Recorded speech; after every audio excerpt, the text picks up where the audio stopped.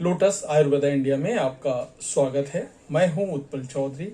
आज हम बात करेंगे एमपॉक्स इतना खतरनाक क्यों है। मैं इसकी बीमारी की हिस्ट्री और इसके बचाव के तरीके भी आपको बता रहा हूं। तो आइए शुरू करते हैं आज का वीडियो। लेकिन उससे पहले बोलूंगा कि चैनल को आपने अभी तक सब्सक्राइब नहीं किया है तो चैनल को सब्सक्राइब कर लें, बेल आइकन की घंटी बजा दें, जिससे हमारे आने वाले सभी वीडियो सबसे पहले आपको मिले। तो आइए शुरू करते हैं। हाल ही के दिनों में एमपॉक्स या मंकी पॉक्स के बारे में हेल्थ गलियारों में खूब चर्चा हो रही है।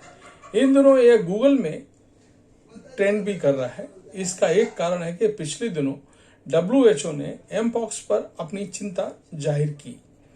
इसी संबंध में WHO यानी विश्व स्वास्थ्य संगठन ने एक इमरजेंसी बैठक बुलाई। WHO को डर है कि यह बीमारी अफ्रीकी देशों सहित अन्य देशों में भी फैल सकती है। आपको बता दें कि पिछले साल सितंबर 2023 में अफ्रीकी देश कांगो में इस बीमारी के मामले तेजी से बढ़े थे। भारत में भी इसके कुछ मामले नजर आए हैं। हू के अनुसार दक्षिण अफ्रीकी गणराज्य के अंतर्राष्ट्रीय स्वास्थ्य विनिमय यानी IHR राष्ट्रीय फोकल पॉइंट ने 8 मई से 2 जुलाई 2024 के बीच 20 एमपॉक्स मामलों की सूचना WHO को दी थी। इसमें करीब 3 मौतें शामिल हैं। ये सभी मामले अलग अलग हिस्सों से थे। दक्षिण अफ्रीका में 2022 के बाद से एमपॉक्स का पहला मामला है, जबकि इस समय देश में करीब 5 मामले सामने आए हैं, जिनमें से कोई भी गंभीर नहीं था और किसी की मृत्यु भी नहीं हुई थी। इनमें से प्रभावित व्यक्ति पुरुष 17 से 43 वर्ष की आयु के बीच रहे। भारत की बात कर रहे हमारे यहाँ मंकी पॉक्स का पहला मामला केरल में देखने को मिला। हू की माने तो हमारे देश में करीब 27 मामले अब तक मंकी पॉक्स के आ चुके हैं, जबकि महज 1 की मृत्यु हुई है। एमपॉक्स का पिछले 5 साल का इतिहास। तो मंकी पॉक्स वायरस की खोज 1958 में हुई थी।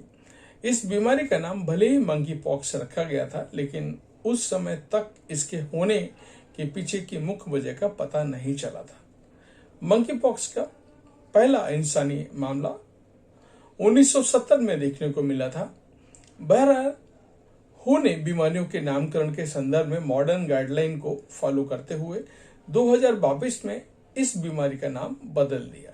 एक गाइडलाइन सुझाते हैं बीमारी के नाम सांस्कृतिक, सामाजिक, राष्ट्रीय, क्षेत्रीय, पेशेवर या जाति समूह को ठेस पहुंचाने से बचनी चाहिए और व्यापार, यात्रा, पर्यटन, पशु कल्याण पर अनावश्यक नेगेटिव प्रभावों को कम से कम करने के चलते किया जाता है। हालांकि बीमारी का कारण बनने वाले वायरस का अभी भी अपना एक ऐतिहासिक नाम है। एमपॉक्स किस तरह का वायरस है? एमपॉक्स के 2 प्रकार के वायरस हैं, क्लेड 1, क्लेड 2। क्लेड 1 की बात करें तो ये दूसरों की तुलना में अधिक गंभीर बीमारी है और यह मृत्यु का कारण भी बन सकता है। रिपोर्टों के माने तो क्लेड 1 टाइप वायरस के चलते अब तक 10% लोगों की मृत्यु हुई है। हालांकि हाल के सालों में इस बीमारी के कारण मृत्यु दर कम हुई है। इसके बावजूद इसकी गंभीरता को देखते हुए इसकी अनदेखी करना सही नहीं है। वहीं क्लेड 2 की बात करें तो ये 2022 में शुरू हुआ प्रकोप का कारण बना है।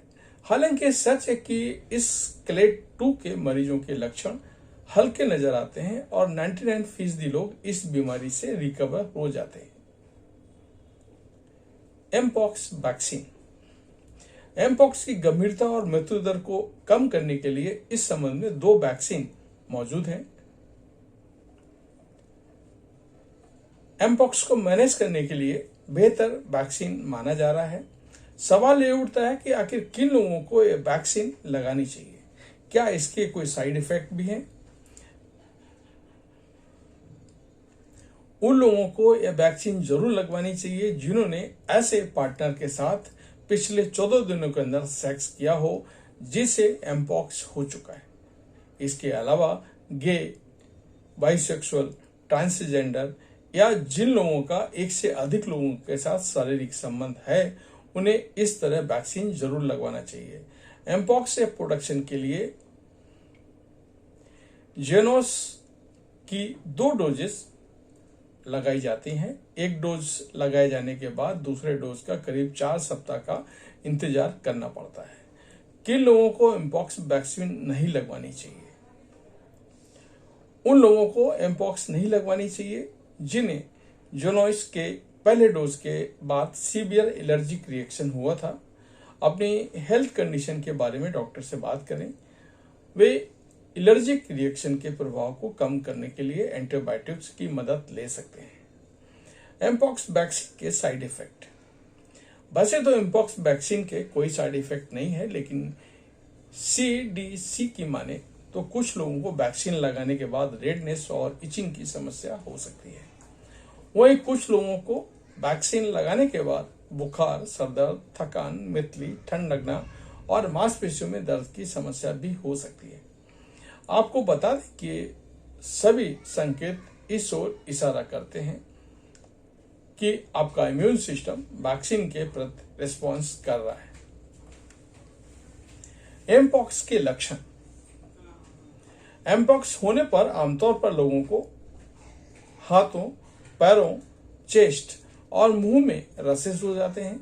जेनिटल एरिया जैसे पेनिस, टेस्टिकल, वजाइना और एनस में भी इसके लक्षण दिखते हैं। शुरुआती 3 से 17 दिनों तक इसके कोई विशेष लक्षण नजर नहीं आते, लेकिन धीरे धीरे इसका लक्षण तीव्र होता चला जाता है। लक्षणों में शुरुआत में नजर आने वाले रसेस पिंपल या ब्लिस्टर जैसे नजर आते हैं। कुछ समय बाद इसमें खुजली होने लगती है जिससे दर्द भी होता है। इसके अन्य लक्षणों की बात करें तो बुखार, ठंड लगना, लिम्फ नोड में सूजन, थकान, मांसपेशियों और पीठ में दर्द, सर दर्द, रेस्पिरेटरी प्रॉब्लम से कुछ जुड़े लक्षण जैसे गले में खराश, नाक बंद और खांसी। एमपॉक्स से बचाव कैसे करें ये भी मैं आपको बता रहा हूं। एमपॉक्स से बचाव के लिए बहुत जरूरी है कि आप वैक्सीन लगवाएं। इसके रिकमेंडेड दोनों डोजेस को 4 सप्ताह के भीतर लगवाना जरूरी होता है। अगर किसी वजह से वैक्सीन लगवाने में देरी हो जाए तो बेहतर होगा कि संक्रमित लोगों से दूर रहें। लोगों के स्किन टू स्किन कांटेक्ट से आने से बचें, खासकर जिन लोगों के हाथ, चेहरे, चेस्ट, मुंह आदि में एमपॉक्स जैसे रसेस देखे जा रहे हैं उन्हें ना छूएं। एमपॉक्स से संक्रमित लोगों को चूमने या उनके साथ संबंध बनाने में बचें। अगर आप ऐसी जगह से ताल्लुक रखते हैं जहां यह बीमारी स्प्रेड हो रही है तो ऐसी जगहों पर जानवरों को छूने से बचें और एमपॉक्स के वायरस को कैरी करते हैं। एमपॉक्स से जुड़े अक्सर पूछे जाने वाले कुछ सवाल मैं आपको बता रहा हूं। क्या छूने से एमपॉक्स हो सकता है? एमपॉक्स किसी को भी हो सकता है। अगर कोई संक्रमित व्यक्ति को छू दे तो इससे एमपॉक्स का रिस्क बढ़ जाता है। इसके अलावा चूमने और सेक्स करने से भी बीमारी संक्रमित व्यक्ति से संबंध स्वस्थ व्यक्ति को हो सकती है। क्या एमपॉक्स का टीका जरूरी है? एमपॉक्स से बचाव के लिए इसका टीका लगाया जाना जरूरी है। इसके टीके के 2 डोज लगते हैं। दोनों डोज 4 सप्ताह के अंतराल में लगाए जाते हैं। मंकी पॉक्स के लक्षण क्या है? एमपॉक्स होने पर हाथ, पर, चेस्ट, मुंह और जेनिटल एरिया में ब्लिस्टर जैसे रसेस हो सकते हैं। इसके अलावा एमपॉक्स होने पर बुखार, ठंड लगना, सर दर्द होने जैसे लक्षण नजर आते हैं। तो ये था हमारा आज का वीडियो। आपको कैसा लगा हमें कमेंट करके जरूर बताएं। धन्यवाद।